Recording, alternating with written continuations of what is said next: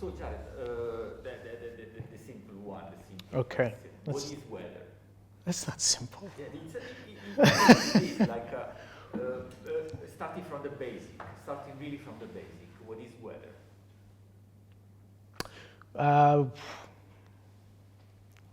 Starting from the very basic. From the very basic. Weather is a multimedia art project that combines performing arts, design, music, theater, and environmental awareness and education under one umbrella. Okay, that's perfect. I won't bother you further with anything because it's kind of perfect.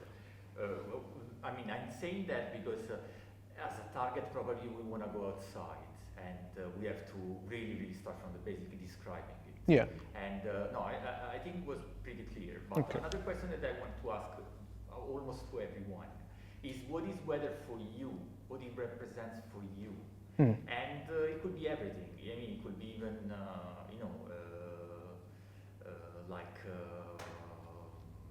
way to say something, or an occasion to stay in Italy. I don't know, whatever. But it's something personal. What is weather in a personal way for you?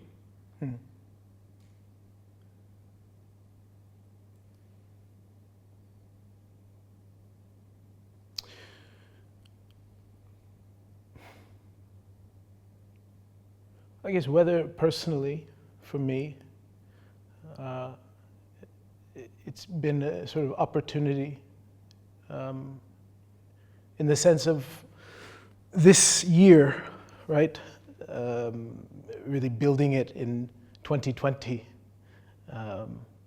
with all of the challenges that 2020 has presented, but it's become a sort of network of people from all over that have sort of come together to build this thing. When I first came onto it, this was supposed to be a live concert, and that was supposed to be it. It was just supposed to be maybe one event presented in front of people, and that couldn't work anymore. So they needed to come up with a new way of presenting. And at first the idea was simply to make a film, right? To maybe even a filmed concert. And that idea grew out from there. And the kind of incredible thing was that as people encountered this idea, they sort of signed on and began to add to the project, right? So what started as a maybe one-time live event then turned into a simple film, and then it turned into 11 different films and a virtual reality experience. And then it turned into a virtual reality experience with a 3D component. And then it turned into this sort of educational project. But over the course of time, the team has grown to include all these different people. So it's become sort of like a small village. And I think for me personally, that's the thing that I mostly take from these kinds of projects is the fact of people coming into like banding together to build something against the odds, you know what I mean? That something, if we wanted to do it ourselves, it would be impossible. Okay. Yeah. Okay, thank you. And what is the vision you wanted to give to this project? Well, the difficult thing from the beginning was the fact that I wasn't part of the original piece, right? This is based on an original work from 2014 by Elizabeth Suedos. And that was a sort of very seminal work here. It was one of the first pieces that I heard about when I came to Spoleto the first time, meeting anyone associated with La Mama or Bise. The project that they talk about was weather. And it was obviously a very moving experience for everyone. And so the challenge was having to take this 2014 piece, which was described as an oratorio, right? The word is an oratorio drammatico, right? And you look at the definition of oratorio, and this is a piece that's sung, but without costume, without set, and without action, right? It's a sort of narrative piece, but it doesn't have the sort of action of a theater piece. And now you're taking this thing that was built as an oratorio and you're trying to turn it into films with sets and costume and action. And so trying to find the appropriate way to build that, right? And so the vision really came from looking into the individual songs a few times. And I think the first time I went through the songs, I didn't really, you had to find a sort of narrative, right? If you're going to tie this all together through action, then you have to find some sort of a thread to bring them all together. But you're also trying to stay close to what you perceive as the original meaning of the original creator. So what I settled on the first time going through the songs, I actually, between each song, I wrote a sort of a short narrative. Like I invented a story that could take me, like I think I had like 3 animated characters in my head, and I actually wrote this script from one song to the next, like, oh, this would happen between this song and this song, and then you start to see a narrative. So really it's about the fact that weather has a sort of life, not in the sense that weather is alive, but in the sense that in our interaction with it, right? It has 2 sides, and it presents a choice. Every element, the wind, the water, fire, right? There's a smooth breeze, right? And then there's the force of a tornado, or there's a gentle rain that you might like to sit under a tree and enjoy the rain, or there's the angry force of a hurricane or a monsoon. So it was realizing that all of these weather elements have 2 sides to them. And in those 2 sides, it sort of presents you a choice, presents all of us a choice in how we choose to interact with them, or how we choose to utilize them, or respect them, recognize them. And so in terms of a vision, it was about trying to find a way to carry that out, bring that idea across, right? So you're giving each one of these songs, each one of these elements, a kind of existence in these videos. So the idea is that, we can feel a sort of closer, less abstract connection to an idea like drought, a less abstract connection to this idea of a hurricane, that these things are alive. They're brought to life by our interaction with them, and then trying to make that accessible, right? These ideas need to be accessible also for, young people and myself. You're talking about building up everything. Beside the vision, is there something you want to tell about how everything has been built up, how everything came together.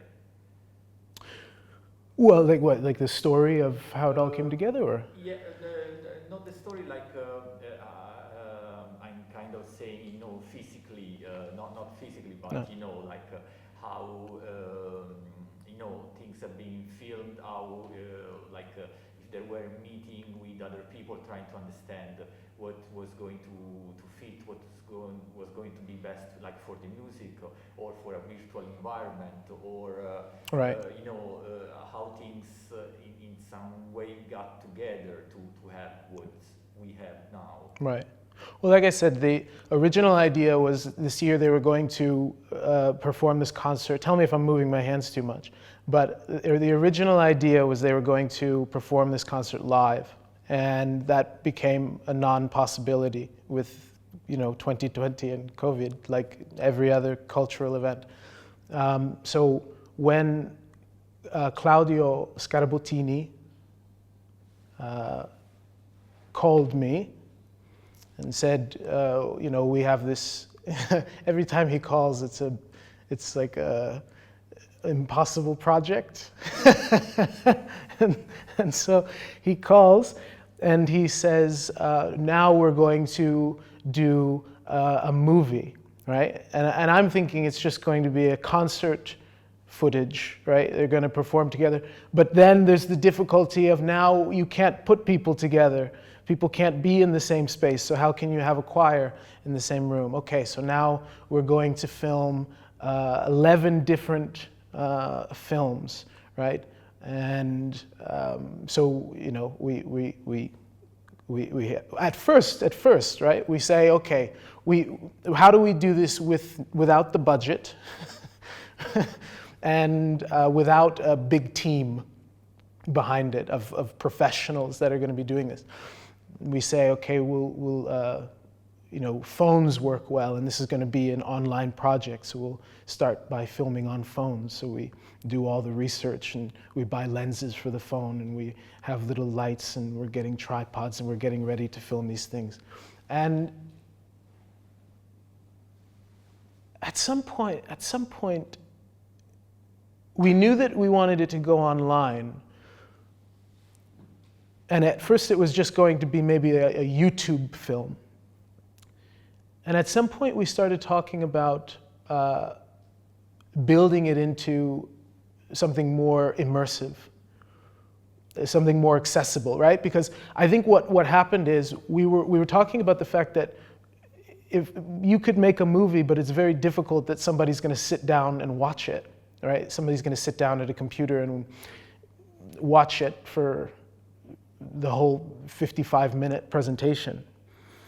And so we decided that we needed something that could be more accessible and sort of more of a hook, basically trying to speak the language of the place where you're bringing it, right? Like if you're going to use the medium of the internet to deliver this thing, then maybe the right answer is to go further into that world and try to adapt to that language. And part of adapting to that language is to give it in a container that works for that space. And that space became this idea of a VR environment.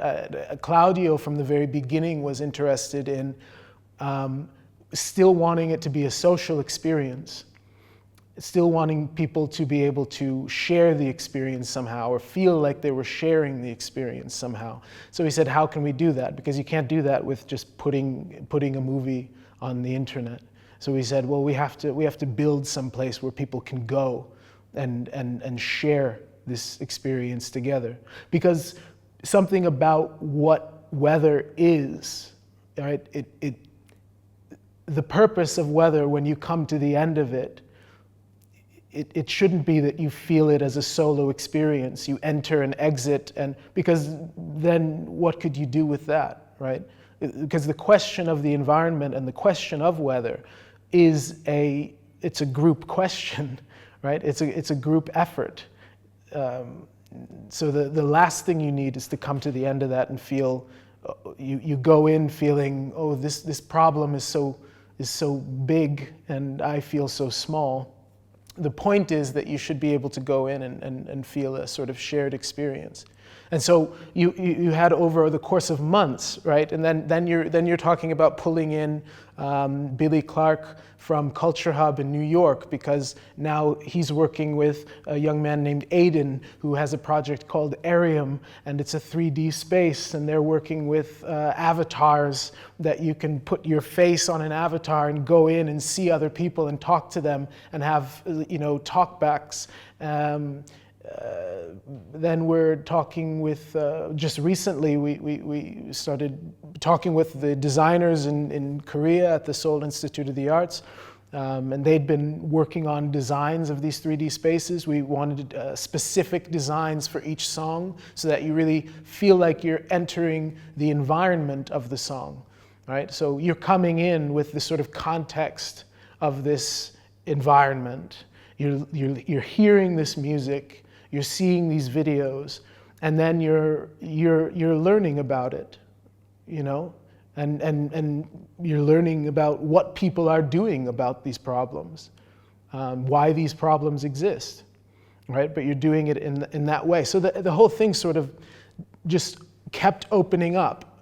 And like I said earlier, every time you put it in front of someone, maybe it was because of 2020 and people didn't have enough to do, but anyway, anytime you put it in front of someone, people sort of jumped in, and most recently we sort of partnered with this company in Australia called Verti, and we'd been working on their platform to build these 360 spaces.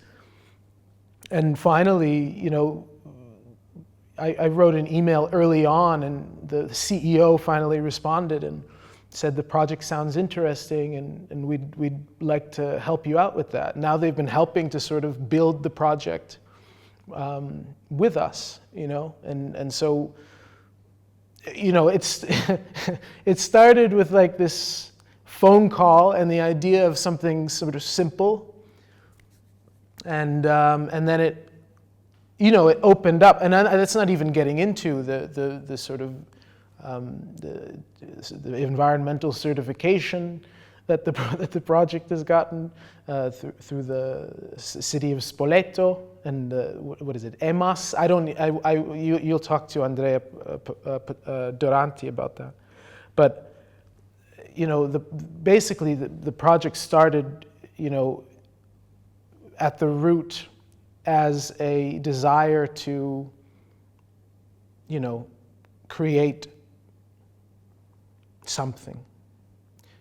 And maybe it's for the timing, or maybe it's for the subject, but for whatever reason, it just started to grow, and it grew from here in Spoleto, and it just started to grow to New York, to Korea, now Australia, to artists in Mexico, in England and France, and every day there's sort of someone new coming in to sort of take a physical part in the project. Okay, so in your opinion, what is the need of doing weather again those days? This is something that was just was done years ago. Mm-hmm. Why doing it again in 2020?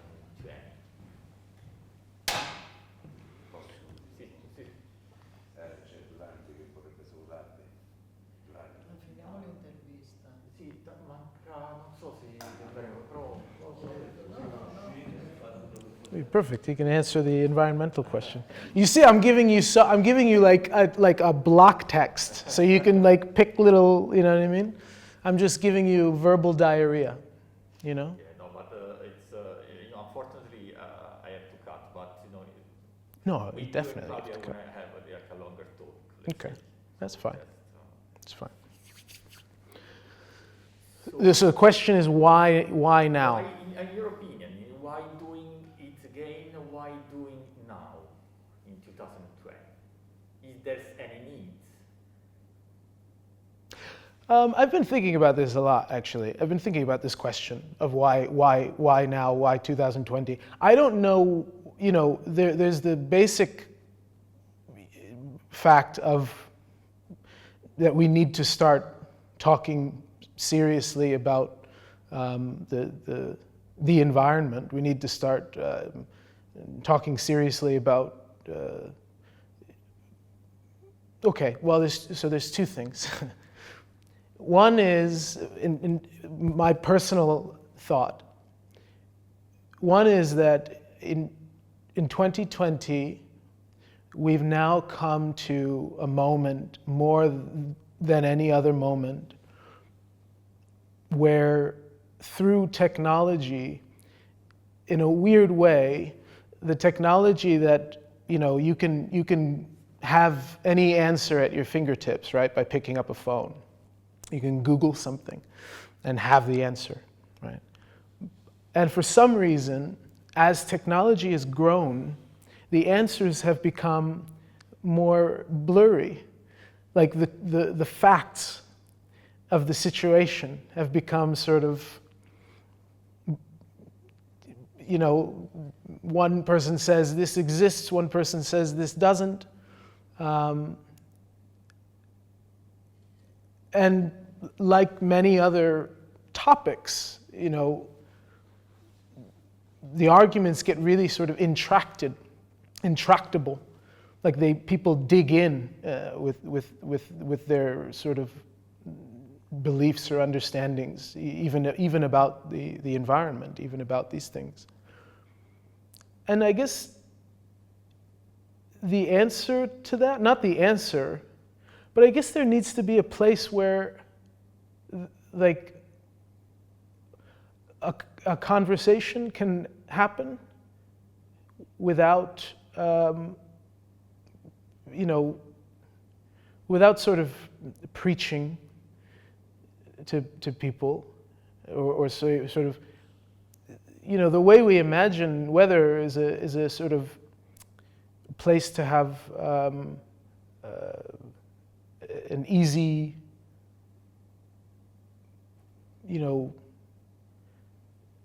popular access to just a window that you can enter these questions, right?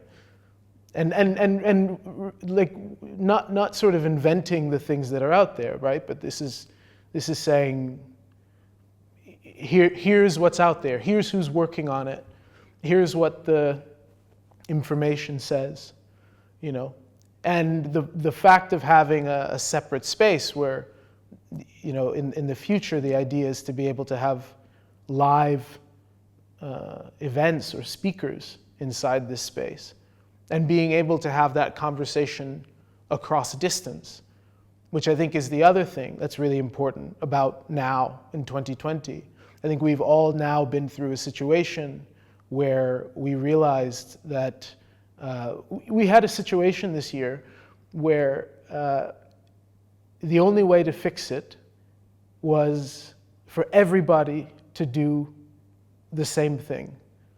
Like if anybody didn't follow the rules, everybody was going to suffer.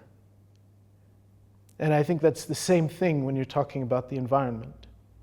When you're talking about these kinds of questions, you're talking about something where eventually, if everybody doesn't get behind the same cause, everybody's going to suffer for it.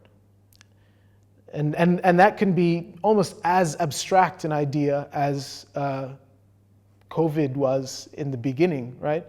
In the beginning, COVID was a very abstract idea. It was something that you saw on the TV, and it was never going to be here. And then, little by little, week by week, it just sort of moved in until we're all spending the entire year and most of 2021 wearing masks. And that, I think, is the same kind of question. You say, this is going to affect us all. So if it's a conversation that needs to involve us all.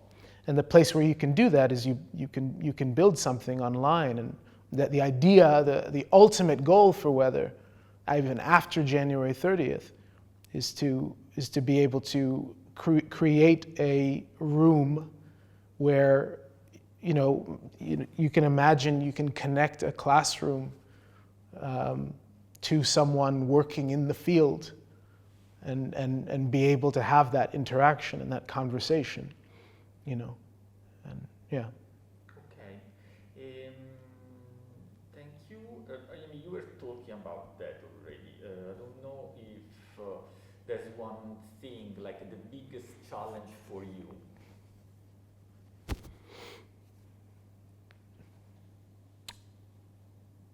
Yeah.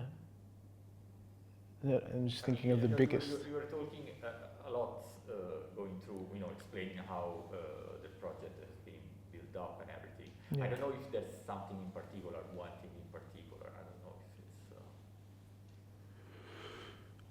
it's. No, I mean, it's the whole thing, isn't it? The whole thing is. Okay. Thank you. Thank you. Very much.